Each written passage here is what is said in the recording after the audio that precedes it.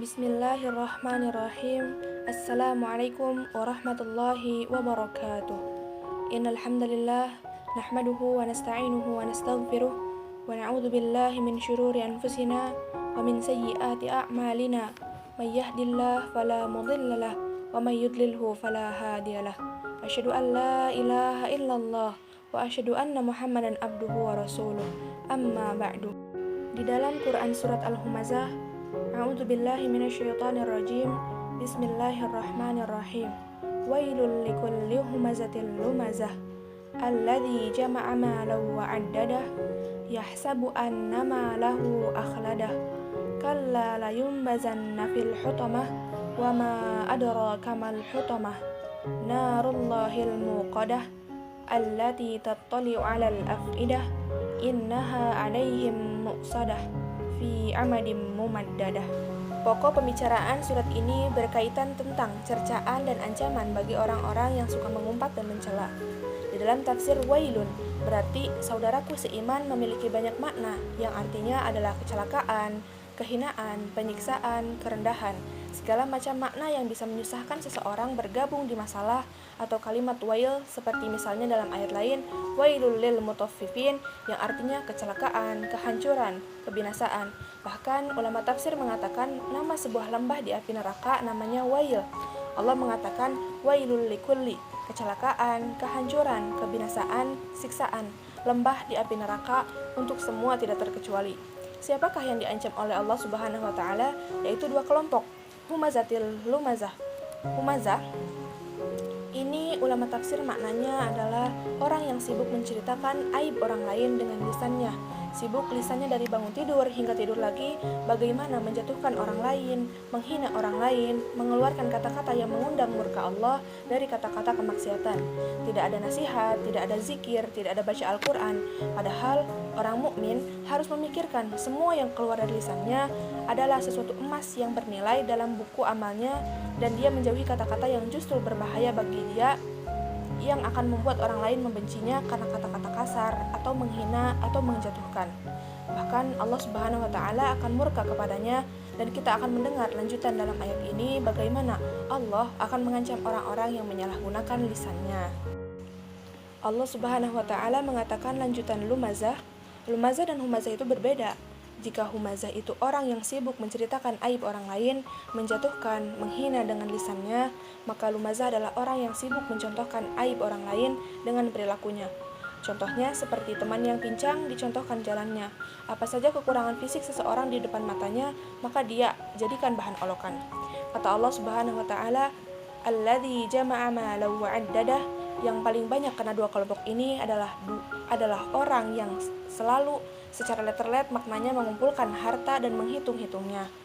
Makna tafsirnya adalah orang-orang yang mengejar prestasi-prestasi dunia yang mereka mengira bahwa prestasi itu akan terus kekal bersama mereka.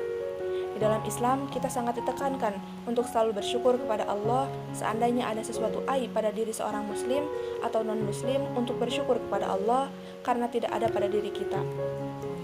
Dalam hadis Nabi SAW, kalau kalian melihat aib pada diri seseorang yang tidak ada pada diri kalian, ucapkanlah alhamdulillahilladzi afani mimma btala bihi wa faddalani ala katsirin mimma khalaqa tafdila.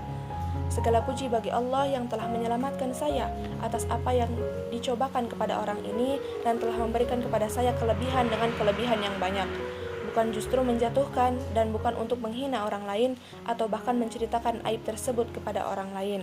Menceritakan aib yang ada pada diri seseorang atau dalam agama Islam disebut ghibah dan hukumnya haram. Nabi SAW mengatakan, engkau menyebutkan tentang seseorang yang dasarnya ada padanya dan dia tidak suka diceritakan hal tersebut, sementara kalau tidak ada padanya disebut fitnah, dan fitnah itu lebih kejam daripada pembunuhan dosanya.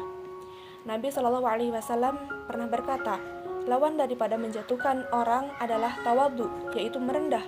Allah Subhanahu wa taala mengatakan bahwasannya orang yang bertawadhu atau merendah kepada Allah karena Allah, maka Allah akan tinggikan derajatnya. Hasan Basri mengatakan bahwa jangan pernah kalian melihat siapapun orang muslim di depan matamu, kecuali kau pastikan dan katakan pada dirimu bahwa dia lebih baik daripada saya. Kalau dia lebih tua, katakan orang ini lebih dahulu mengenal Islam daripada saya, maka lebih banyak pahalanya. Dan jika dia lebih muda, katakanlah bahwasannya dia lebih muda daripada saya, sehingga dosanya lebih sedikit dan Allah lebih memuliakan dia. Yahsabu annama lahu ahladah. Allah Subhanahu wa taala mengatakan, mereka mengira prestasi dunianya akan mengekalkannya di dunia. Kalla layumbazanna fil hutamah. Tidak mungkin, pasti mereka akan dilemparkan ke dalam hutamah. Wa ma adraka mal hutamah. Tahukah kalian kenapa kalian harus takut jangan sampai masuk ke dalam hutamah itu? Narullahil muqadah. Apinya Allah yang muqadah, yang berkobar-kobar. Allati tattali'u 'alal afidah. Yang api itu sifatnya, api itu kalau dibakar kakinya penghuni neraka, nanti yang humazah dan lumazah ini akan membakar hingga ke jantungnya. Innaha 'alaihim mu'sadah. Sesungguhnya api itu terhadap mereka melengket atau melekat fi amadim mumaddadah, kata Allah, dan mereka akan diikat di tiang-tiang yang bergelantungan. Surat ini mengajarkan kepada kita tentang bahayanya menyalahgunakan lisan, dan Allah sangat murka kepada orang yang menyalahgunakan lisannya. Kata Nabi Shallallahu Alaihi Wasallam, mulut seseorang dan kemaluannya ini adalah dua benda yang paling banyak membawa orang masuk ke dalam api neraka. Maka sibukkanlah lisan kita dengan kata-kata yang baik, karena begitu tegasnya Allah dalam surat ini, yaitu mengancam dan menunjukkan gambaran siksanya atas orang yang suka mengumpat dan mencela, menunjukkan betapa hinanya tindakan mereka. Allah selalu menyuruh kita untuk berbuat kebaikan. Allah selalu melarang perbuatan mungkar, keji, dan dosa. Itu peringatan dari Allah. Jadikanlah prinsip dalam hidup kalian, ingat selalu Allah, maka Allah akan selalu ingat kepada kalian. Syukuri nikmatnya, maka Allah akan tambah. Tinggal ucapkan Alhamdulillah saja, maka akan ditambahkan nikmatnya. Mengingat Allah adalah amal yang paling besar, dan dirikanlah sholat. Sekian yang bisa saya sampaikan, kurang lebihnya mohon maaf. Wabillahi taufiq wal hidayah.